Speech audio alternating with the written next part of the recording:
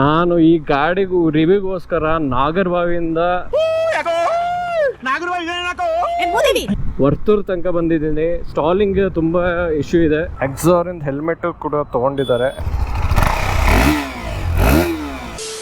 So ನಮಸ್ತೆ ಗುರು, ಹೇಗಿದ್ದಾರೆ ಎಲ್ಲರೂ? ಐ ಹೋಪ್ ಎಲ್ಲರೂ ಚೆನ್ನಾಗಿದ್ಯಾ. ಸೊ ಇವತ್ತು ನಮ್ಮ ಹತ್ರ ಇದೆ KTM 390 ಅಡ್ವೆಂಚರ್. ಇದು ನನ್ನ ಫ್ರೆಂಡಿಂದು ಹರ್ಷಿವ್ ಅಂತ. ಸೊ ಅವನಲ್ಲಿದ್ದಾನೆ. ಇದು ರೈಡಿಂಗ್ ಪೊಸಿಷನ್ ಮಾತ್ರ ಗುರು ಅಲ್ಟಿ ಇದೆ, ಸೈಕ್ ಆಗಿದೆ. ಲಾಂಗ್ ಟೂರಿಗೆಲ್ಲ ಒಳ್ಳೇದೇ ಆಗುತ್ತೆ, ಮಸ್ತಾಗಿ ಓಡಿಸ್ಬೋದು. ಹೇಳ್ಬೇಕಂದ್ರೆ ಫುಲ್ಲು ಮಾತ್ರ ಕ್ರೇಜಿ ಇದೆ. ಸೊ ಸಸ್ಪೆನ್ಷನ್ ತುಂಬಾ ಈ ಕಡೆ ಸ್ಟಿಫು ಅನ್ನೋಕ್ಕಾಗಲ್ಲ, ಮೀಡಿಯಮು ಅನ್ನೋಕ್ಕಾಗಲ್ಲ. ಅರ್ಥ ಆಯ್ತು ಅನ್ಸುತ್ತೆ. But it's quite good.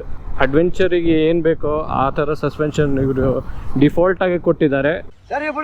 So ಇದರಲ್ಲಿ ಸಸ್ಪೆನ್ಷನ್ ಬಂದ್ಬಿಟ್ಟು ನಿಮಗೆ ಮುಂದ್ಗಡೆ ಇನ್ವರ್ಟೆಡ್ ಸಸ್ಪೆನ್ಷನ್ ಕೊಟ್ಟಿದ್ದಾರೆ WP ಏಪೆಕ್ಸ್ ಇಂದ. ಆ್ಯಂಡ್ ಹಿಂದ್ಗಡೆ ನಿಮಗೆ ಮೊನೋಶಾಕ್ ಸಸ್ಪೆನ್ಷನ್ ಸಿಗುತ್ತೆ. ಸೊ ಇದ್ರದ್ದು ವೇಟ್ ಆಲ್ಮೋಸ್ಟ್ ಅಷ್ಟೇನು ವೇಟ್ ಇಲ್ಲ, ಆಲ್ಮೋಸ್ಟ್ ಲೈಟ್ ವೇಟ್ ಅನ್ಸುತ್ತೆ ಗಾಡಿ. ಆ್ಯಂಡ್ ಸಿಟಿಗೂ ಆರಾಮ್ಸೆ ಓಡಿಸ್ಬೋದು, ಯಾಕಂದರೆ ಲೈಟ್ ವೇಟ್ ಇರೋ ಕಾರಣದಿಂದ. ಆ್ಯಂಡ್ ಹಿಮಾಲಯನ್ 450 ಥರ ಅಲ್ಲ, ಅದು ಸ್ವಲ್ಪ ಬಲ್ಕಿಯರ್ ಅನಿಸುತ್ತೆ ನನಗೆ. ಬುದ್ಧಿ ಹೇಳಕ್ ಬಂದಿರೋ ನೀನು. ಆ್ಯಂಡ್ ಇದು ಮಾತ್ರ ಲೈಟ್ ವೇಟ್ ಇದೆ ಗುರು. ಆ್ಯಂಡ್ ಇವನ್ ನನಗೆ ಹಿಂದೆ ಪಿಲಿಯನ್ ಕೂಡ ಕುಚ್ಕೊಂಡು ಕೂರ್ಸ್ ನೀನ್ ಈ ತರ ಅಂತ ಬಿಕ್ಕಳ್ತಾ ಇದ್ರೆ ನನಗೆ ತಿಕ್ಲಿ ಹಿಡಿಯುತ್ತೆ. ಅಷ್ಟೇನು ನನಗೆ ಫಿಲ್ಟ್ರಿಂಗ್ ಮಾಡೋಕ್ಕೆ ಈಸಿ ಫ್ಲಿಕೇಬಲ್ ಇದೆ. ಹೀಟ್ ಏನು ಅಷ್ಟೇನು ಅನಿಸ್ತಿಲ್ಲ ನನಗೆ, heating issue. So almost heat management ಚೆನ್ನಾಗಿದೆ KTM ಕಡೆಯಿಂದ. ಸೊ ಇದರಲ್ಲಿ ನಿಮಗೆ liquid cooled engine with dual fans ಕೊಟ್ಟಿದ್ದಾರೆ. ಸೊ ಕರ್ವ್ಡ್ ಇದೆ, ನೋಡ್ಬೋದು ನೀವು. ಕರ್ವ್ಡ್ ಇಲ್ಲೊಂದು ಫ್ಯಾನು, ಇಲ್ಲೊಂದು ಫ್ಯಾನ್ ಇದೆ. ಇದು ಗಾಡಿ ಬಂದ್ಬಿಟ್ಟು ನಿಮಗೆ 2022 ಮಾಡೆಲ್ ಗಾಡಿ. ಆಲ್ಮೋಸ್ಟ್ ಇದಕ್ಕೆ ಅವಾಗಿದ್ದ ರೇಟು ತೊಗೊಂಡಿದ್ದು 4 lakhs ಆಯ್ತಂತೆ. ಜಮ್ಮು ಕಾಶ್ಮೀರ್ ರಿಜಿಸ್ಟ್ರೇಷನ್ ಗಾಡಿ ಇದು.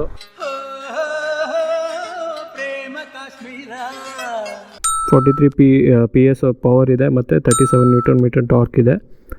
ಇದರಲ್ಲಿ ನಿಮಗೆ quick shifter plus sleeper clutch ಇದೆ.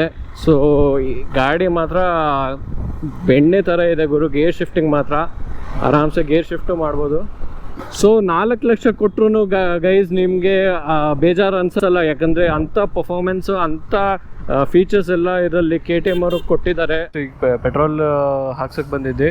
ಆ್ಯಂಡ್ ಸೊ ಈ ಗಾಡಿದು ಹೇಳ್ಬೇಕಂದ್ರೆ ನಿಮಗೆ ಅರೌಂಡ್ 28 to 30 kmpl ಕೊಡುತ್ತೆ ಮೈಲೇಜ್. ಬೆಂಗಳೂರಲ್ಲಿ ಒಳ್ಳೆ ಜಾಗನೇ ಹುಡ್ಕೋದು ಕಷ್ಟ ವಿಡಿಯೋ ಮಾಡೋಕ್ಕೆ. No comments. ಏನು ಟ್ರಾಫಿಕ್ ಗುರು, ರಜಾ ದಿವಸನೂ ಇಂಥ ಟ್ರಾಫಿಕ್ ಇದೆ ಅಂದರೆ ನೀನು ನೋಡ್ರ ಅಯ್ಯೋ ಪಾಪ ಅನಿಸ್ತಿದೆ. ಸೊ ಇದರಲ್ಲಿ ಒಂದೇನು ಡಿಸಡ್ವಾಂಟೇಜ್ ಅಂದರೆ ಸ್ಟಾಲಿಂಗ್ ತುಂಬ ಇಶ್ಯೂ ಇದೆ. ಸೊ ಲೋ RPM ಅಲ್ಲಿ ಗಾಡಿ ತುಂಬಾ ಸ್ಟಾಲ್ ಆಗುತ್ತೆ, ನಾಕಿಂಗ್ ನಾಯ್ಸು ಬರುತ್ತೆ. RPM ಈಗ ನೋಡ್ಬೋದು ನೀವು TFT ಸ್ಕ್ರೀನಲ್ಲಿ. RPM ಅಷ್ಟು ಸ್ಟೇಬಲ್ ಆಗಿರಲ್ಲ, ಅದೊಂದು KTM ಇಂದ ಟಿಪಿಕಲ್ ಕ್ಯಾರೆಕ್ಟರೇ ಹಂಗೆ ಐತೆ. ನಾವೆಲ್ಲ ಅವಾಗ್ಲೇ ಹಂಗೆ ಕೇಳ್ಬೇಕಾ.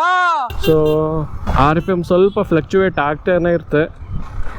ನಾನು ಈ ಗಾಡಿಗೂ ರಿವ್ಯೂಗೋಸ್ಕರ ನಾಗರಬಾವಿಯಿಂದ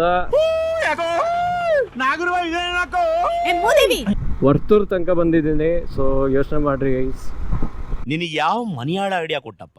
ಸೊ ಇದರಲ್ಲಿ ನಿಮಗೆ ರೈಡ್ ಬೈ ವೈರ್ ಆಕ್ಸಿಲರೇಷನ್ ಕೊಟ್ಟಿದ್ದಾರೆ. ಸೊ ಬ್ರೇಕಿಂಗ್ ಮಾತ್ರ ಸೈಕ್ ಆಗಿದೆ ಗುರು. ಇದರಲ್ಲಿ ನಿಮಗೆ ವೈಬ್ರೇದು ಬ್ರೇಕ್ಸ್ ಕೊಟ್ಟಿದ್ದಾರೆ. ಆ್ಯಂಡ್ ಇದರಲ್ಲಿ ನಿಮ್ಗೆ ಇನ್ಬಿಲ್ಟು ಟೂರಿಂಗ್ ಟೈರ್ಸ್ ಬಂದಿದೆ. ಮುಂದ್ಗಡೆ ಫುಲ್ ಟೈರ್ ಓವರ್ಔಟ್ ಆಗಿದೆ. ಸೊ ನೆಕ್ಸ್ಟ್ ರೈಸನ್ನು ರೆಕಮೆಂಡ್ ಮಾಡಿದ್ದೀನಿ. ರೈಸ್ ಚೆನ್ನಾಗಿದೆ ಟೈರ್ಸ್ ಎಲ್ಲ. ಸೊ ಇದರಲ್ಲಿ ನಿಮಗೆ ಅರೌಂಡ್ 14.5 ಲೀಟರ್ಸ್ ಫ್ಯೂಲ್ ಟ್ಯಾಂಕ್ ಇದೆ. ಆ್ಯಂಡ್ 14.5 ಇಂಟು 28 ಮಾಡಿದ್ರೆ ಎಷ್ಟು ಸಿಗುತ್ತೆ ನಿಮಗೆ? ಆಲ್ಮೋಸ್ಟ್ ಫುಲ್ ಟ್ಯಾಂಕ್ ಮಾಡಿಸ್ತಾರೆ. ಒಂದು ನಿಮಿಷ ಕ್ಯಾಲ್ಕುಲೇಟರ್ ಓಪನ್ ಮಾಡಬೇಕು. ವಿಶ್ವೇಶ್ವರೇ ನೆಕ್ಸ್ಟ್ ಅಂದ್ರೆ ಇವನೇ ಅಂತ ಅನ್ಸುತ್ತೆ. 14.5 ಇಂಟು 28. ಸೊ ಒಂದು ಫುಲ್ ಟ್ಯಾಂಕಿಗೆ ನೀವು almost 406 kilometers ಓಡ್ಬೋದು. That's simply not possible. Why isn't it possible? So first service cost ಬಂದ್ಬಿಟ್ಟು ನಿಮಗೆ ಅರೌಂಡ್ 2500 to 3000 rupees ಆಗುತ್ತೆ. Price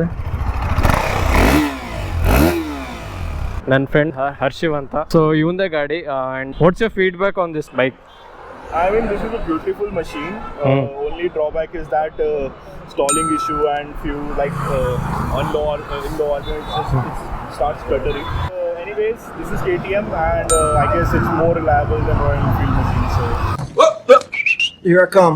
I guess it's more reliable than Royal Enfield machine. So hard core KTM fan guys. ಇವರು ಒಂದು ಎಕ್ಸಾರಿಂದ helmet ಕೂಡ ತೊಗೊಂಡಿದ್ದಾರೆ. ಬಡಾಯೆ 49. Okay almost 5,000 ಹತ್ರ. So wait ಇದೆ ಇದು. So ಇವತ್ತು ನಾನು ಆರೆಂಜ್ ಟೀ ಶರ್ಟ್ ಹಾಕೊಂಡ್ಬಂದಿದ್ದೀನಿ. ಸೊ KTM ಆರೆಂಜು, ನಾನು ಆರೆಂಜು ಮ್ಯಾಚಿಂಗ್ ಇರಲಿ ಅಂತ. So till then take care, bye. Next ವೀಡಿಯೋದಲ್ಲಿ ಸಿಗ್ತೇನೆ ಗೈಸ್.